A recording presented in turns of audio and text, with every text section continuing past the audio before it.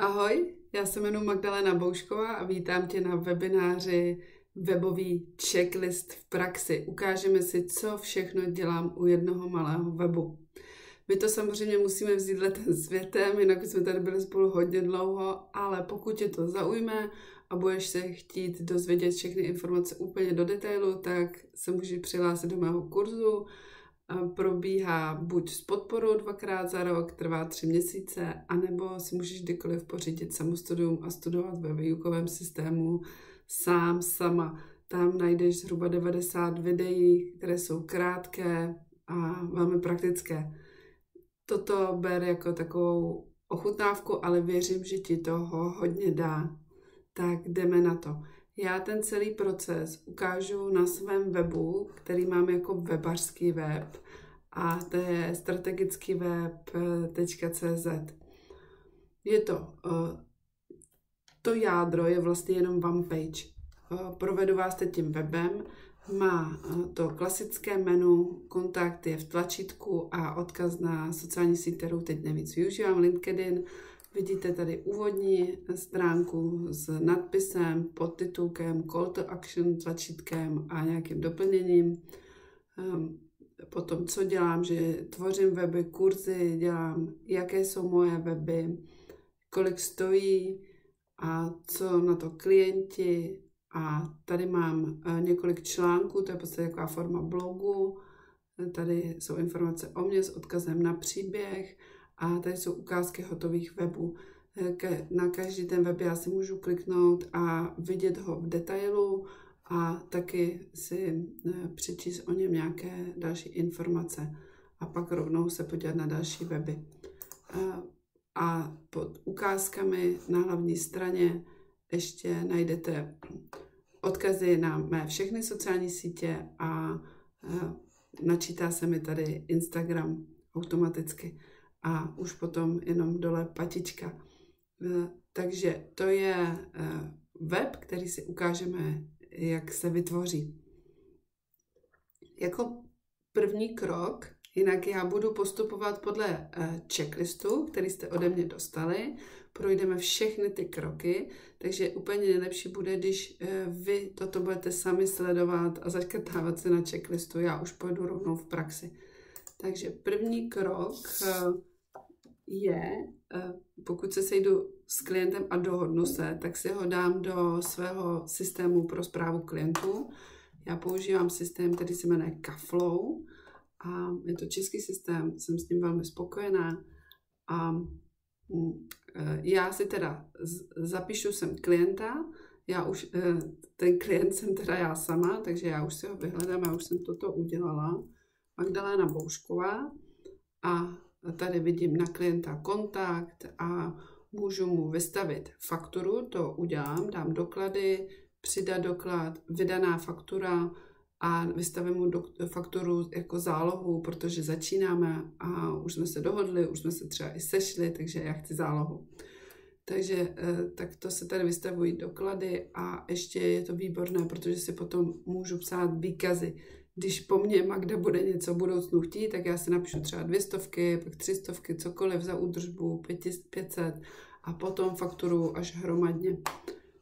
Když se podíváme na nějakou hotovou fakturu, tak ty faktury vypadají fakt pěkně, můžete si tam přidat svoje logo, barvy, má tam samozřejmě QR kód, takže tady vidíte, že firmě Frogo fakturuju 2900 a tady z toho se to skládalo, to jsou ty výkazy, které jsem tam zapisovala.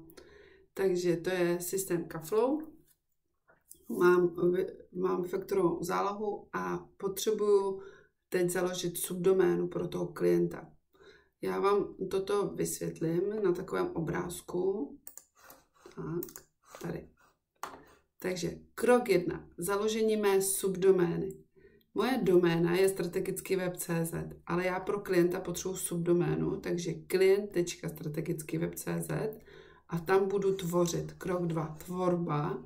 On to vidí, já to vidím, tvořím, on to kontroluje a když jsme spokojení oba, tak se ten web přenese z té subdomény na jeho doménu, na doménu klienta klient.cz. Takže ta subdoména se vytvoří zdarma, pokud máte ten správný balíček hostingový, a je to takové cvičné pole a potom se web zabalí do balíčku a přenese na tu doménu klienta. Tak jenom abyste rozuměli tomu procesu. Abyste založili subdoménu, tak potřebujete hosting. Já používám už výhradně jenom hosting WebKitty, asi už znáte, ale je to velmi uživatelsky příjemný hosting, má skvělé parametry, vlastnosti, úplně nejlepší, co na něm je jeho podpora, jak nápověda na webu, najdete opravdu na všechno velmi dobré návody, tak hlavně ta lidská na support centru, takže určitě doporučuji, já už v podstatě jinak weby nedělám. A když jsem teda ve svém účtu u WebKitty, tak potřebuji vytvořit pro klienta subdoménu. Já tady klikám na subdoménu, vytvořím ji, ale co je důležité, tak na té subdoméně už potřebuji certifikát SSL. Je to proto, že potom budu mít web zabezpečený. To je ten zámeček v prohlížeči nebo HTTPS, to je důležité. Takže tady, když si dám show subdomains, tak třeba teď tvořím web pro firmu, která prodá okna, takže jsem si dala okna.strategickyweb.cz. Vidíte, že certifikát je aktivní, už ho můžu jenom deaktivovat.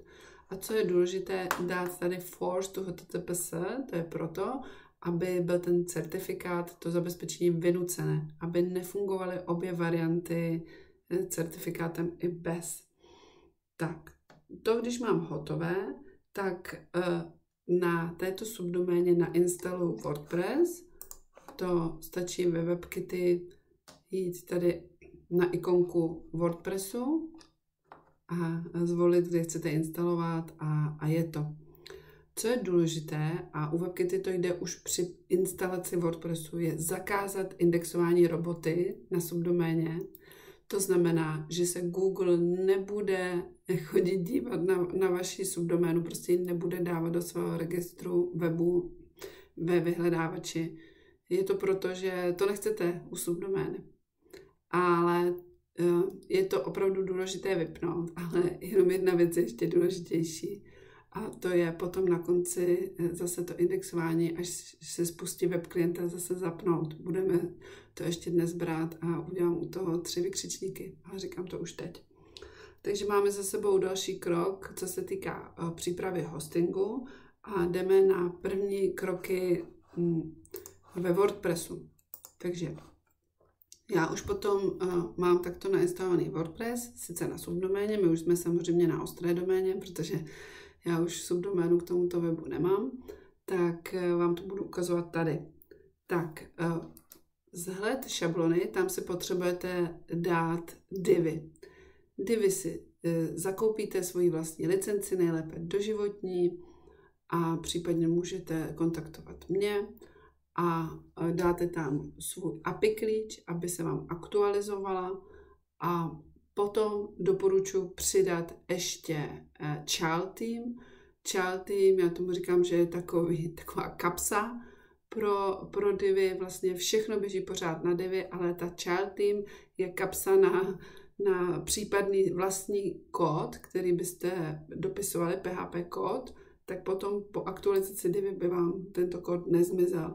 Také child team přidává lepší překlad divy a třeba umožňuje nahrát SVG. Child team si můžete snadno vytvořit, ale já používám child team od VP Lama. VP Lama je takový guru na WordPress a má rád divy, takže můžete si pročítat jeho blog. Doporučuji. Tak, jdeme zpátky. Takže máme šablonu, potom jdu do widgetů. To jsou věci od WordPressu, které jsou v patičce, v postranním panelu a tak dále. Tady to všechno, co tady bylo, jsem promazala. Teď už tady mám místo, ale zrovna teď tady ještě mám možnost nejnovější příspěvky 3 tečky smazat. Tak, takhle prostě všechny věci, které tady jsou, smažu. aby jsem potom nezobrazila věci, které jsem nevytvořila. Další věc, pokud máte WebKity, tak tady máte plugin Stackcache. To je plugin, který web zrychluje, ukládá ho do mezipaměti, ale my ho během tvorby potřebujeme vypnout. Takže když kliknu na Stackcache, tady chci jenom po mně uložit úpravy, tak, nevadí.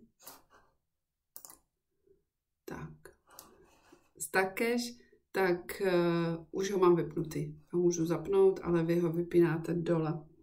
Tak, co je taková jako jistota ještě, nastavení trvalé odkazy. Tady si přepněte na název příspěvku, možná to tak už budete mít, ale aby se vám URL zobrazovaly pomocí názvu stránky, jo, a nedávali tam nějaké čísla nebo datumy. Dobrý zvyk je taky do příspěvku a smazat tam ten první příspěvek, který vám tam WordPress dá, ten se jmenuje Ahoj všichni. Stejně tak na stránkách smazat 2 stránky, které tam WordPress už nabízí.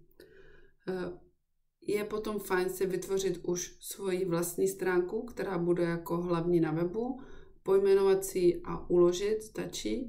Je to proto, abyste si ji potom mohli nastavit jako úvodní za chvilku. A jako další věc půjdete do vzhled, menu a vytvoříte si už třeba, víte, jaké bude menu, takže buď ze založených stránek, které jsou prázdné, anebo jako kotvy. To se potom dělá pomocí uživatelských odkazů. Já tam mám třeba kotvy, když se podíváte na služby, tak je to doména, hashtag služby a název služby. To znamená, kotva doletí do bodu na tom webu, který je tak označený. Vy to samozřejmě budete mít tady se subdoménou, ale vůbec nevadí. On potom při té migraci, on to sám přepíše na doménu. Jedna ta položka menu, ten kontakt, je označená třídou tlačítko a potom na místě, kam se píše CSS, je tam daný kód pro to, aby to menu bylo žluté tlačítko. A takto je tam potom ještě přidaný ten LinkedIn podobně, ale to si ukážeme později dnes. Takže to jsme zvládli menu a základnice ve WordPressu a teď jdeme na divy, nastavení šablony. Tady, co potřebuji hlavně udělat, potřebuji sem dát logo nahrát svoje a potřebuji dát paletu barev. Opravdu doporučuji už od začátku pracovat s barvami, dát je sem, vždycky vyberte nějaké tmavší, ale nějaké světlejší, budou se vám hodit. Barvy vycházíme z brandu, z obrázků na webu, případně si můžete tu barevnou paletu pomoct a naladit pomocí Colorsko. Tady, když dáte generátor palet, tak si můžete vybírat barvy a různě je kombinovat. Více zase pro používání těchto nástrojů je v kurzu. Tak, další věc, které můžu dělat v divě nastavení šablony, je třeba podívat se tady na výkon. Výkon to jsou věci, které se snaží zlepšit divy sama. Vy to takto máte defaultně zapnuté ještě tento řádek. Ale já vím, že na konci použiju plugin pro zrychlení Flying Press, takže hned na začátku je fajn toto odškrtnout pryč, aby se to netlouklo. A ještě tady nástroj na tvorbu pokročilé tady odkliknout, že nechci generovat statický soubor CSS. Opět jsou to 2 věci proti sobě. Ale to je v případě, že už máte teda placený nástroj. Další věc, když se ještě vrátím do hlavní, tak tady dole je dobrý zvyk dát pryč, zakázat responsivní obrázky, protože někdy potom se vám deformují obrázky na webu a je to způsobené tady tou volbou. Tady ten černý box, ten slouží právě pro vlastní CSS, které dolaďuje, dodesignuje pár věcí na webu. Co tady dělám dál je v sekci integrace, tady se potom dávají kódy třeba pro cookie listu, pro Google Analytics, Facebook Pixel, jo, takové věci, které člověk potřebuje dát do hlavičky webu, do headu, nebo i případně pod tím do body.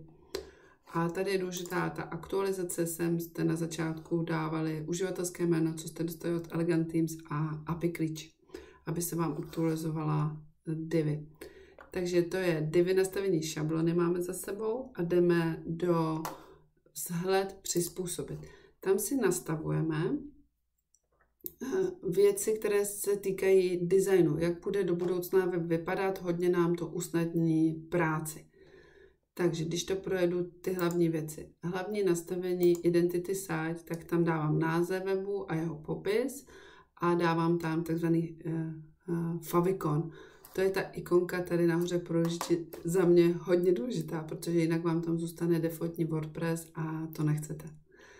Tak pokud takovou ikonku ještě nemáte od klienta, většinou to vychází z loga, jako u mě, tak můžete jít do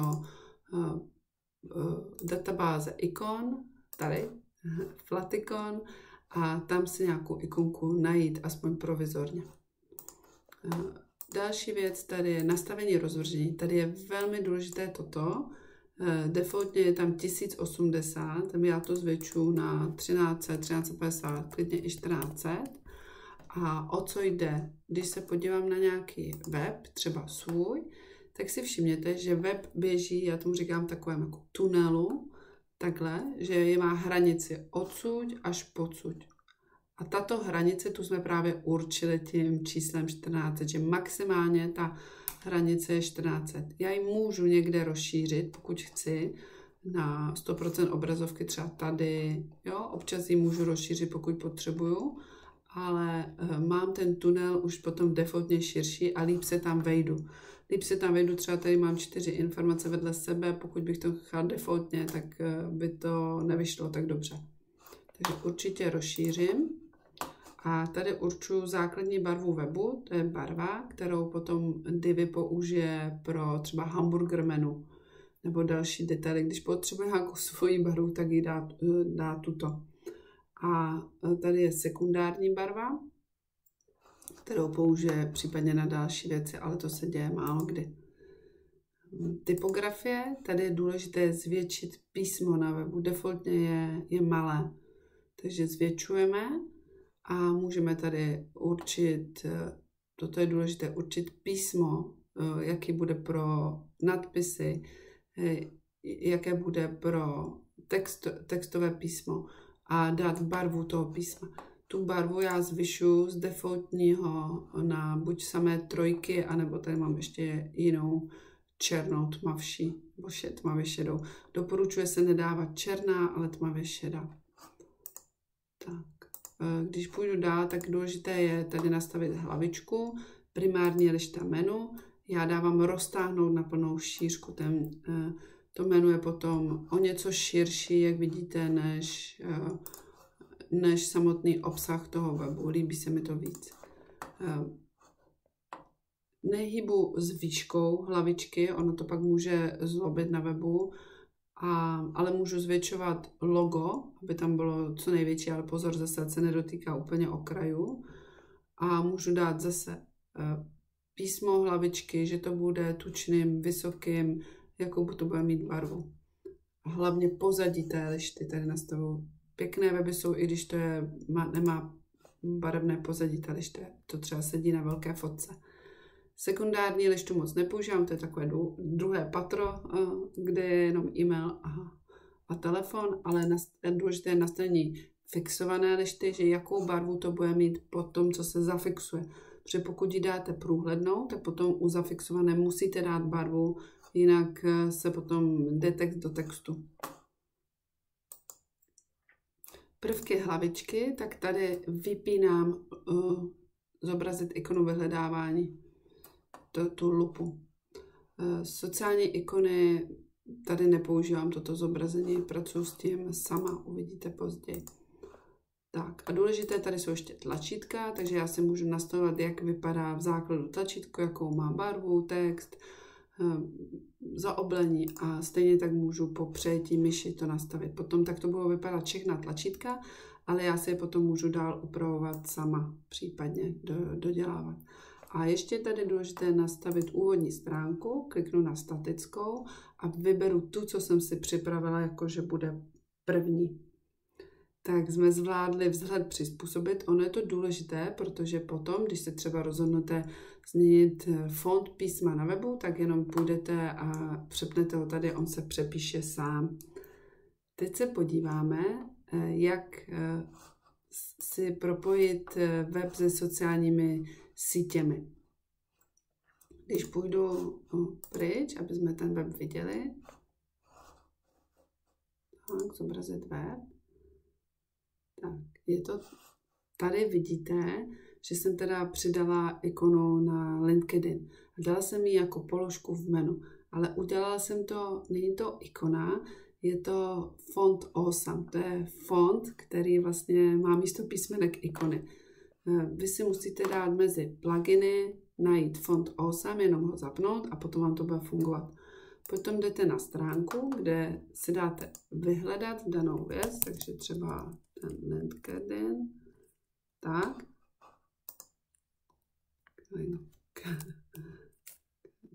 Tak, kliknu a můžu si ještě upravit třeba to i barevně, jak potřebuju a můžu dát, že bude větší, protože když jsem ji tam dala normálně velkou, tak byla menší, proti tomu kliknu, okopíruji tento odkaz a potom jdu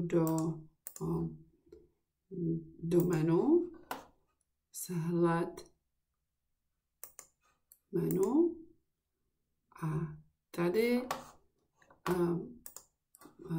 místo, tady dám link na ten LinkedIn a místo textu tam nakopíruju to, co jsem teď dostala do CTRL-C, jo, do schránky. Tak a on mi potom zobrazí tu ikonu. Další možnost, co můžete udělat, je dát sociální sítě do patičky a to už mám pomocí modulu v Divi, který se jmenuje sociální sítě a tak to odkážu na své jednotlivé sítě. Mám to tady dvakrát, i tady to je dělané stejným způsobem, jenom to má jinou barvu. A jako další možnost je tam přímo nahrát ten výstup. Já to mám tady z Instagramu, takže vidíte takovéto dlaždičky, které se aktualizují samy. Takže já pokud něco nahrám na Instagram, je to tady vidět. Může toho být i víc, to vzhled si volíte. Já si to pomocí pluginu Spotlight, je to zdarma a využívám to teď velmi často. Chtěla bych říct, že já tady s vámi budu procházet takto dál všechny kroky, ale vlastně to jediné, co s váma nebudu vůbec dnes řešit, jak tento web vzniknul v Divi, jak se pracoval v Divi, jak se skládal z jednotlivých sekcí obrázku a tak dále, tak to není předmětem dnešního webináře, takže to je prostě hotové a dané. Takže my už jenom takto šperkujeme web. Teď už mám teda web udělaný zázrakem a musím pohlídat jeho responsivitu. Řeším velké monitory, notebooky, tablety a hlavně mobily. Správně bychom měli weby dělat jako takzvaně mobile first způsobem, to znamená, že opravdu přemýšlet o tom mobilu. Je to těžké, Divi na to není úplně nastavená, takže všichni tvoříme nejdřív pro nejspíš laptop, ale aspoň já to mám vždy tak v hlavě, na ten mobil opravdu myslím každým okamžikem, když něco vymyslím, tak si říkám, jak to bude na mobilu, jak to tam bude vypadat, případně nějaké věci můžu schovat pro mobil, přepsat pro mobil. A celkově se snažím být na webu opravdu velmi jasná, stručná, přehledná, aby to zvládnul právě i ten mobil. Jak si toto odkontrolovat, je pro mobil opravdu nejlépe s opravdovým mobilem v ruce. Takže já dělám úpravy, v Divi se samozřejmě můžete přepnout, když půjdu teď teda jednou aspoň do builderu, tak u těch úprav já mám tady možnost zvolit, že pracuju na mobilu. Tady 3 tečky pro mobil.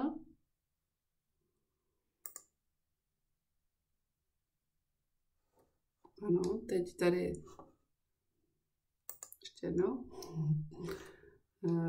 Vidíte, třeba tenhle obrázek je pro mobil schovaný, je takový světlejší, na mobilu ho neuvidíte. Takže všechno vidím a můžu upravovat, jak je velké a je rozložené na mobilu, zarovnané, cokoliv můžu změnit, ale já dám potom vždy uložit a pak se dívám do svého mobilu. Kromě toho můžete ještě využít simulátor pomocí takzvaného průzkumníka. Pravé tlačítko prozkoumat a tady kliknete na tuto ikonku, počítač s mobilem a potom vidíte, můžete změnit jednotlivá nastavení, že máte třeba 385 pixelů, jak by to vypadalo, a dáte si tady 100% ještě a vidíte ten mobil, ale můžete dát i něco, nevím, jak to bude teda vypadat, třeba když tablet je zhruba 800 pixelů, tak jak to vypadá potom, jak to vypadá na velkých monitorech 3000, takže na 4K monitorech bude vypadat. Jo, můžete si tady hrát s tou šířkou obrazovky a všechno si kontrolovat. Takže to jsme měli responsivitu, opravdu je to velmi důležité pro lidi, ale i Google to hodnotí, takže na to dbejte. Teď se podíváme do tvůrce motivů, to je tady nástěnka, tvůrce motivů.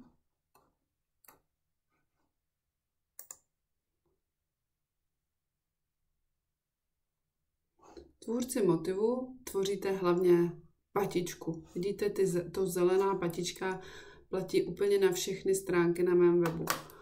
Takže potom to, co jste viděli, jako moji patičku, ona se zobrazí úplně na každé stránce automaticky. Ta výhoda samozřejmě je, že pokud potom klient chce nějakou změnu, třeba telefonní číslo, tak to změníte jednou a zobrazí se to na všech stránkách. Další věc, kterou tvořím pomocí tvůrce motivů, je chybová stránka 404. To znamená, že já pokud na stránce dám nějakou hloupost, která neexistuje, tak mi nenapíše ošklivě chyba 404, ale zobrazí se mi stránka. Je mi to líto, ale tato stránka na webu už není. Ale dostane se na hlavní stranu. Takže já ho jako zachráním toho ztraceného člověka. To se taky velmi snadno tvoří tady. A kromě toho, já tady mám vytvořenou ještě šablonu pro všechny projekty, to jsou to webové portfolio, a pro všechny příspěvky, to jsou ty články. Takže si můžeme zkusit podívat třeba tady. Je to taková kostra a já díky tomu potom každý další článek vytvořím velmi snadno. V podstatě vyplním ten text jenom do jednotlivých polí. Já mám tady takto připravenou šablonu. A on tu potom sem zobrazí název, tady zobrazí náhledovou fotku, tady dá ten text, který já mu řeknu, ale tady ten pravý soupec už bude vždy stejný. Takže to jsou šablony pro moje vlastní potřeby, ještě tady můžu dát pro ty projekty vám ukázat. Je to úplně skvělá věc, je to skvělé i pro klienty, že oni si potom dokáží velmi snadno přidávat další články, případně něco do portfolia. Tak, tady jsme něco neměli jenom uložené a malinko se mi to zaseklo, takže se vrátím. Tak, ale už to tam bylo vidět. Takže ještě jednou.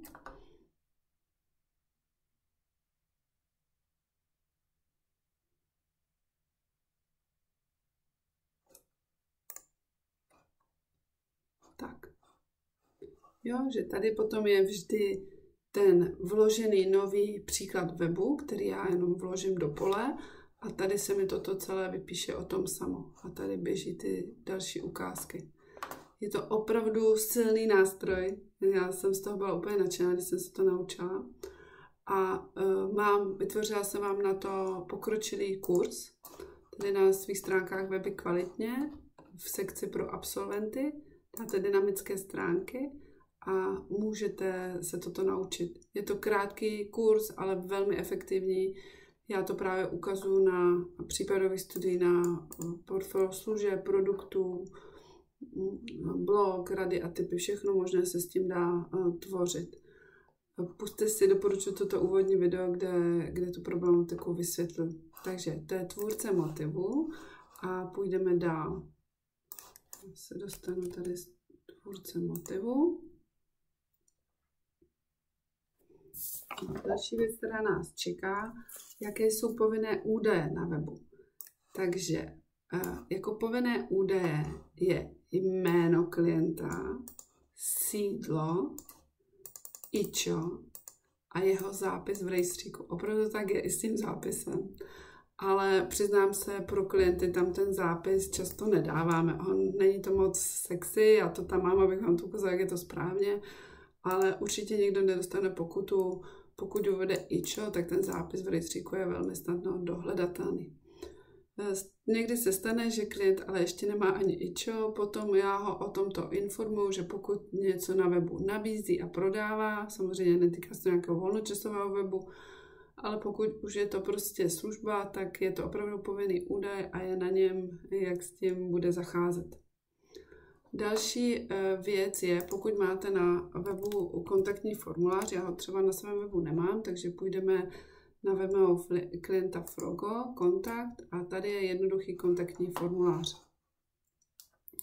Jedna věc je, že by bylo fajn, kdyby se změnil e-mail, který ho odesílá sám ten formulář zprávu tomu klientovi, že má další odpověď. Toto dělá WordPressový takzvaný PHP e-mail a bylo by dobré ho změnit na vlastní e-mail doménový. K tomu máte tady u WebKitty návod, který toto řeší, jak to udělat. Takže jsme na správném návodu tady.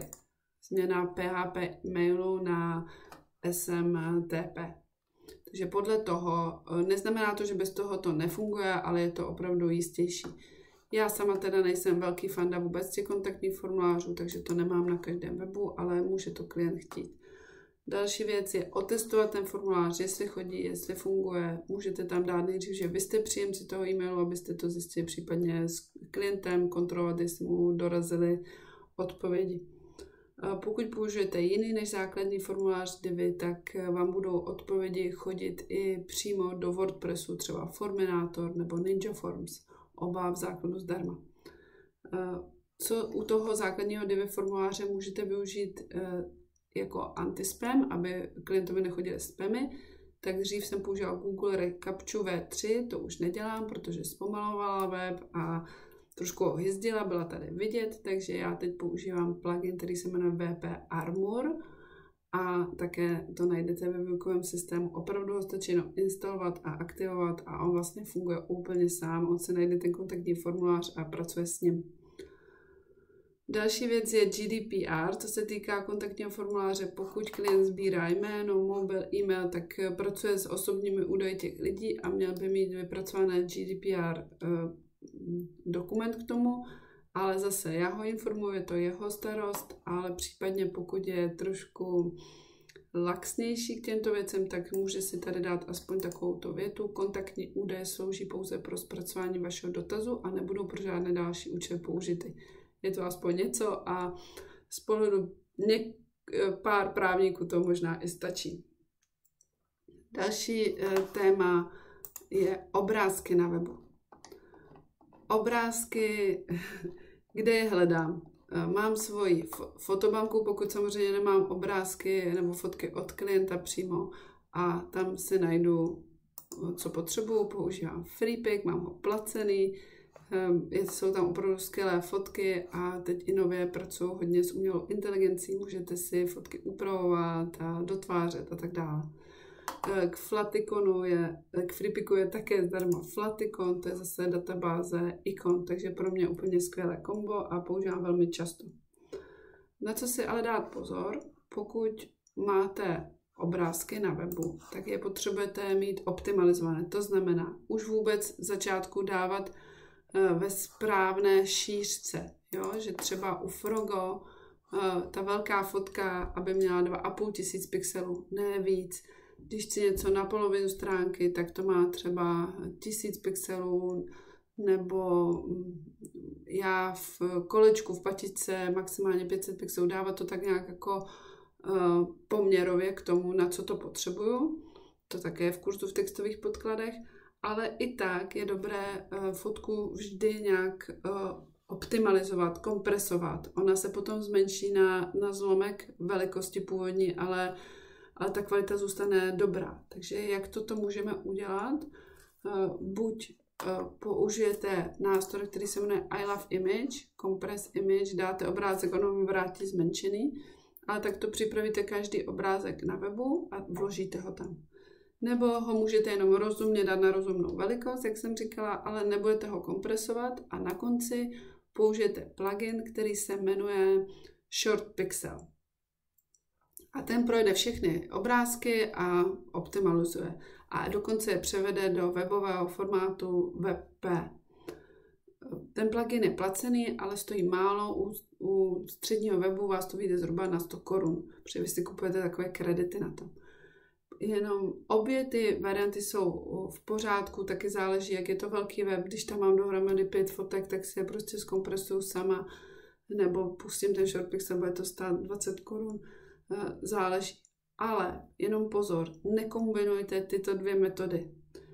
Protože vy byste to zkompresovali a pak byste to porovnali ještě Short Pixel, dvakrát komprese, už by to mohlo být vidět a je to špatně.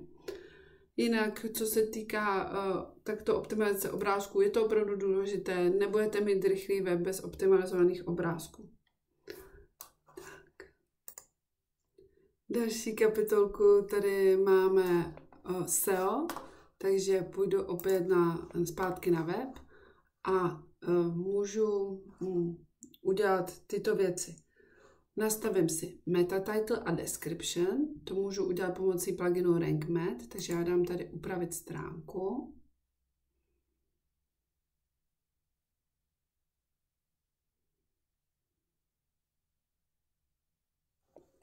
A dám si tady, kliknu na toto a tady vidím, jak to vypadá ten výpis teď, můžu dát upravit výstřižek. A tady vidíte, title jsem si napsala strategický web, lomítko si čára Magdalena Poušková a tady si dám description. Takto já to můžu mít právě na každé stránce a je dobré, nebo je potřeba mít na každé stránce svůj vlastní titulek a description. Také si tady můžu nastavit, jak bude vypadat můj náhled na sociálních sítích, jaká tam bude fotka, jaký tam bude text. To si potom můžu zkontrolovat, jak ten náhled opravdu vypadá v takzvaně sharing debugger. Tady si dám svůj web a on mi ukáže ten náhled. Kromě toho si hlídám hierarchii nadpisů. A to spočívá v tom, že mám na webu vždy jenom jednu H1, u mě je to toto. A musí to být první nadpis na stránce. Já nad tím ještě můžu mít třeba nějaký paragraf, ale nemůžu mít H2. Web musí začít, když první nadpis musí být H1. A potom tady mám další nadpisy. Toto je H2. Tady ty nadpisy jsou H3, jde to jako strom, musí se to vnořovat do sebe. Toto je zase H2, zase H3 a takto. To čte potom Google, jsou to tam ty důležité informace. Ideálně tam zapojit nějaká klíčová slova. Další věc je, pojmenovávám obrázky v médiích pomocí popisku Alt.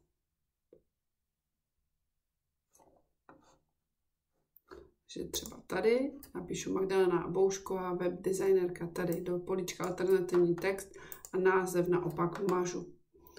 Zase čte to Google. Další důležitá věc jsou odkazy. Jsou to odkazy vnitřní i vnější. Takže když budu na webu, tak třeba toto jsou odkazy. Jsou to odkazy na další stránky na mém webu. Na ty články. A tady odkaz třeba na můj druhý web, Weby kvalitně, který má velkou návštěvnost, takže zase pomáhám si v SEO. Můžu dát odkazy na své partnery, to hodně řeším třeba u svého druhého webu. Doporučuji WebKity, Grow Online Academy. Tady mám zase naopak patičce odkazy na vnitřní stránky. Takže opravdu hodně propojujte ty stránky mezi sebou, v podstatě ty vnitřní odkazy vedou toho člověka. Příklad klub pro pokročilé, toho popisu a tady říkám, že ale taky můžete jít do klubu pro začínající a zase odkaz. V klubu pro začínající zase do pokročilých a tak dále. Takže opravdu tady můžete získat slevu na dynamické stránky. Zase to jde jinam. Takže hodně si propojte ty stránky, pomůže vám to. Důležité je taky, pokud děláte redesign webu a už jsou stránky, které nebudou na webu, tak je přesměrovat na podobné stránky, které budou na novém webu. To můžete udělat pomocí pluginu RankMath. Náhled webu na sociální sítě, tak to jsme si ukazovali také pomocí pluginu RankMath. Takže to je SEO a jdeme na další kapitolu, už finální kroky pomalu. Takže zase vrátím se a potřebuji dát ještě pár pluginů.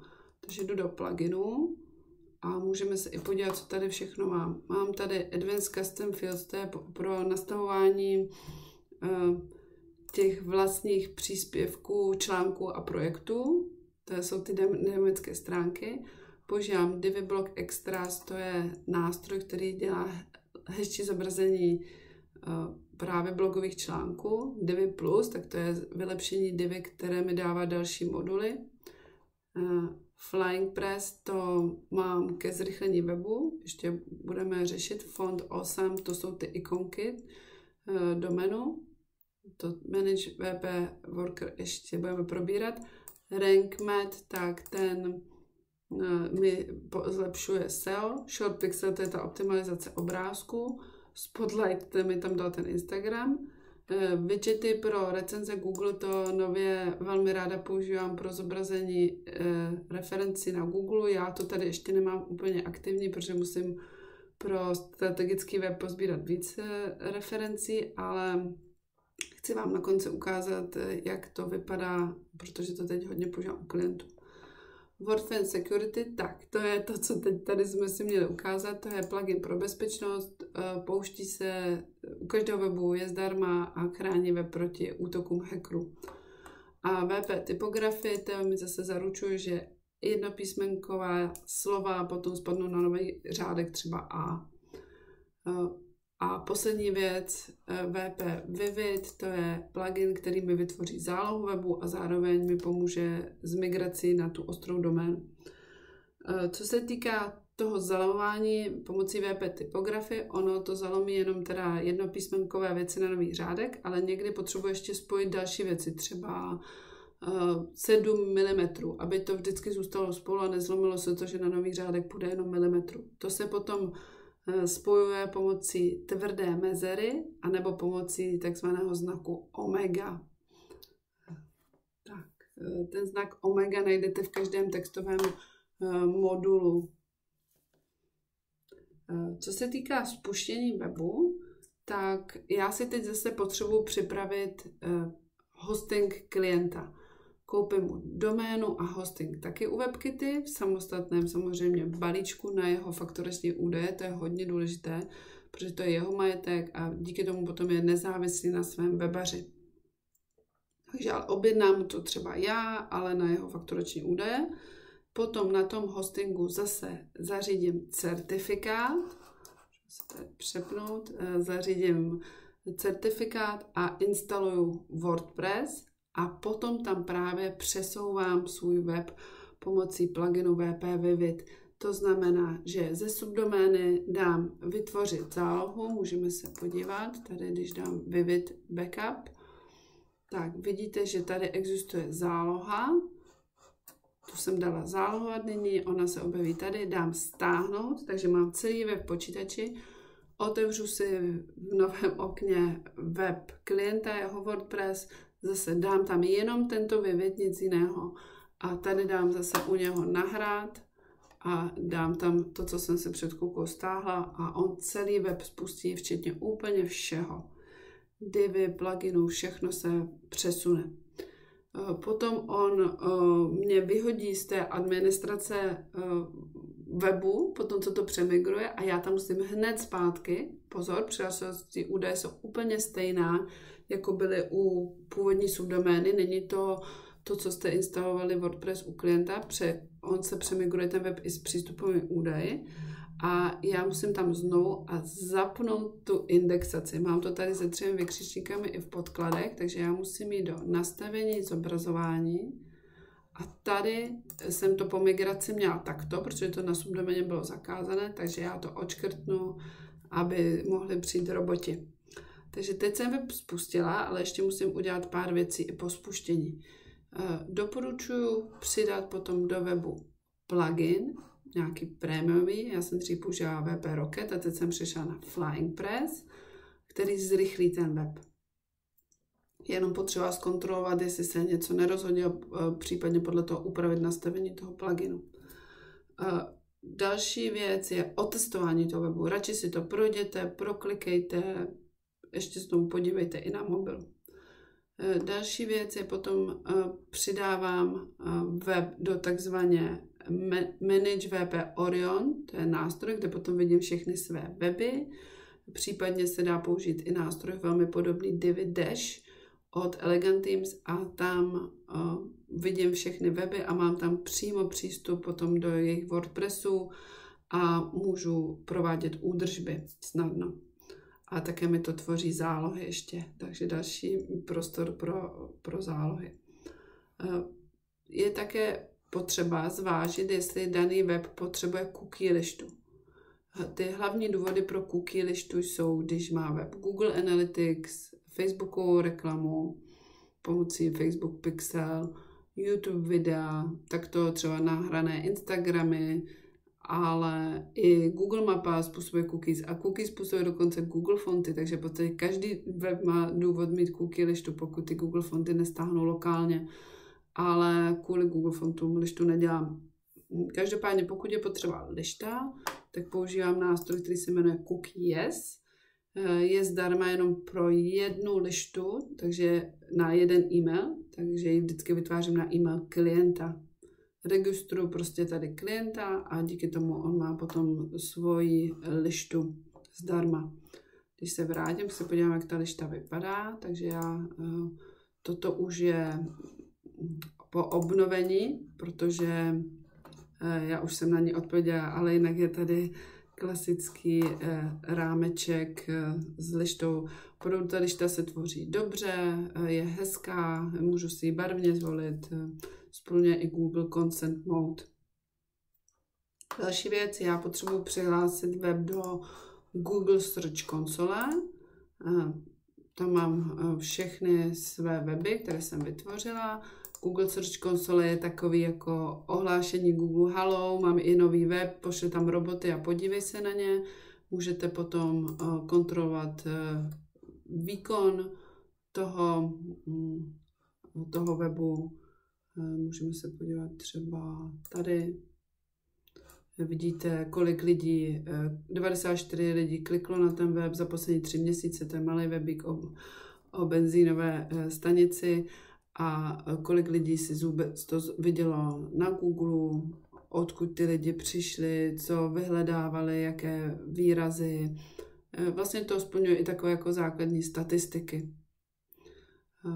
Můžu vidět, kolik stránek mi indexuje, neindexuje a proč a tak dále. Do Google Search Console tak to přidávám WebToday a musím ověřit, že je to moje doména, ověřím to v hostingu přes DNS. U WebKit je velmi snadné, zase všechno v kurzu ukazuju úplně detailně. Další věc, vezmu si tu zálohu, kterou jsem udělala jako opravdu poslední, buď tu, kterou jsem migrovala, nebo potom ještě nějakou další a tu si uložím do počítače. Normálně se zase dám stáhnout a nechám se to na nějakém Google Driveu, aby potom, když mám tuto zálohu, tento file, tak ten web spustím úplně kdykoliv, jakkoliv, kdyby se stalo cokoliv. A dobrý zvyk je, když dodělám web, tak půjdu do WebKity a smažu tu subdoménu, na které jsem tvořila, smažu WordPressové složky, smažu název té subdomény a hlavně ještě i databázi k tomu. Každý web WordPressu má svoji databázi.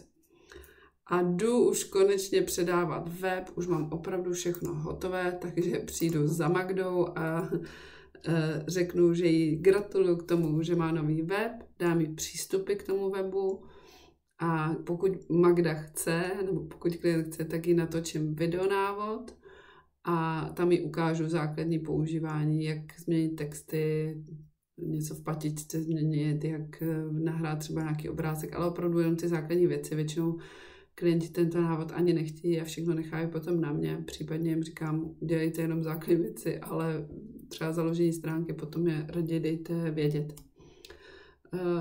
Spolu s předáním a gratulací jdu zpátky, jak jsme byli na začátku, jdu do Kaflow a tam vytvořím novou fakturu, kde už bude zbytek částky.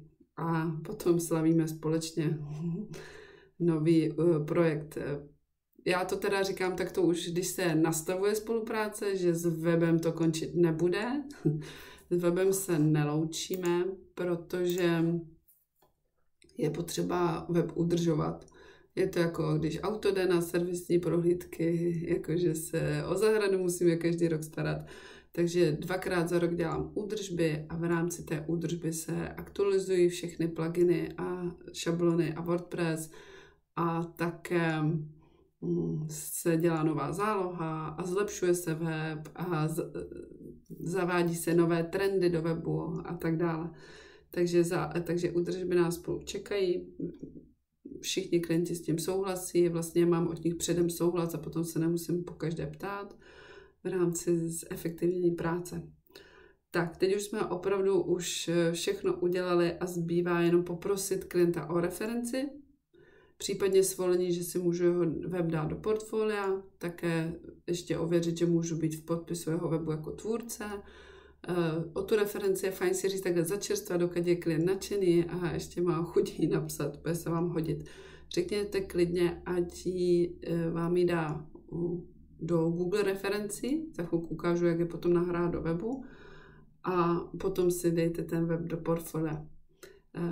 Tak teď vám chci ukázat právě ty Google reference. Tvořím teď web pro jednoho klienta a tam je to stěžejní, že bude mít Google reference, protože má už tady v headru žijeme vaší zakázkou a právě od začátku píšeme, jak on se chová k těm zákazníkům, že jasně komunikuje, opravdu poradí, má profesionální tým a že ta nabídka opravdu bez skrytých šotků bude psaná jasnou řečí a že za ně mluví činy a zákazníci a je tady vidět pan majitel. A hned potom jsem nahrála právě reference z Google, protože jich mají 36 a opravdu jsou krásné.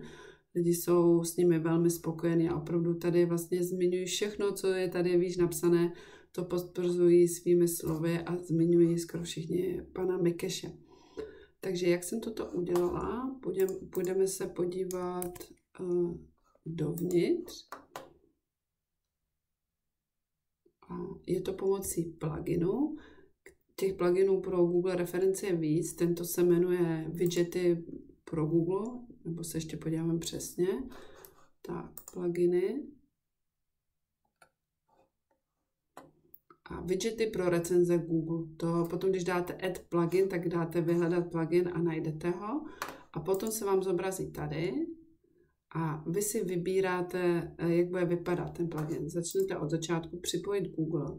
Tady stačí jenom vyhledat tu danou firmu, není to třeba nějak ověřovat, prostě dáte jenom vyhledat Oknoplast. No a teď už si vybíráte to rozložení. Těch možností je tady opravdu spousta. Od takového, hlavně jsou to tyto slidery, nebo tady na začátku může být i uvedené, že jde o Google, může to být nahoře, může to být s logem firmy, ty fotky lidi můžou být dole nebo nahoře, může to být takovýto slider pod sebou, taková mřížka a jenom jedno okénko, může to být jenom dole takové jako plovoucí okýnko, cokoliv vyberete.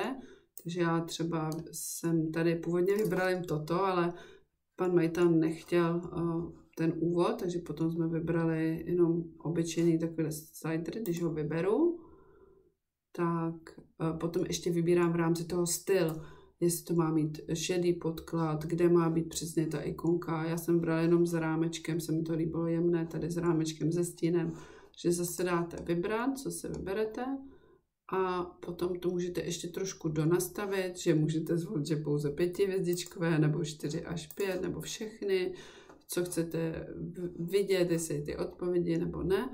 No a potom, když je člověk spokojený, tak dostane tady ten kód a ten kód vloží do webu, do Divy, do modulu kód a on se sám zobrazí ty reference. Opravdu teďka přidávám hodně klientů, myslím, že reference jsou strašně důležité na výběr té služby, takže doporučuji. A děkuji, že jste tady se mnou byli a přeju vám spoustu krásných a hlavně přehledných minimalistických webů a přeju vám, aby vás tato práce bavila a pokud budete chtít, tak mě kontaktujte, pořiďte si kurz, který to ukazuje celé, pořiďte si pokročilý kurz, případně moji absolventi velmi oceňují kluby, kde se scházíme jednou za měsíc, v začínajících procházíme weby a snažíme se společně zlepšit. Pokročilých se každý měsíc učíme nové a nové věci a taky se 2krát za rok scházíme naživo v hotelu, jezdí tam 50 lidí, i se tam spí, dobře se tam jí, koupíme se v bazénu, chodíme na procházky a pracujeme, networkujeme. Opravdu doporučuji tento zážitek. Jednou za rok volíme i Miss absolventa s nejlepším webem, takže opravdu jsem sama šťastná za tu komunitu, která kolem mého kurzu vznikla. Tady mám takový obrázek toho jádra lidí v komunitě, jak to opravdu odpovídají na otázku, kdo s kým spolupracuje a vidíte, jaký z toho vzniknul pavouk, který ani nejde rozplést. Oni spolu tvoří weby, radí si a spolupracují spolu. Protože každý je třeba i specialista na něco jiného. Máme tady SEO specialisty, grafiky, fotografy, skvělé webdesignery, techniky. Máme mezi sebou i členy podpory hostingu. Takže opravdu krásné a budu ráda, když i ty se přidáš do naší komunity. Takže hezký den a zase někdy na viděnou.